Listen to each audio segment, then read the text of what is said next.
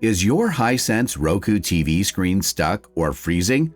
Or do you want to wipe all your personal data and make it like new again? Don't worry. Even without the remote or access to settings, you can still factory reset the TV using the hard reset button.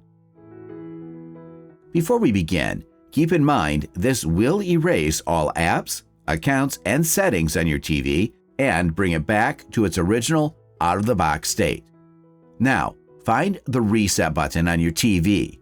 On most Hisense Roku TVs, it's located on the back or side panel near the input ports. You'll usually see a small pinhole labeled Reset. Once you find it, make sure the TV is turned on.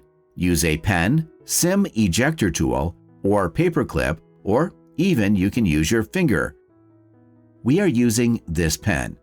Then press and hold the reset button for about 12 to 15 seconds, or until the TV restarts.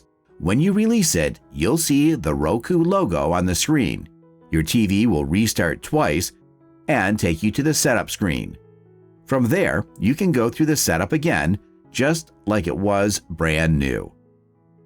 If you need any help with the setup, you can check out our dedicated setup guide for a quick walkthrough.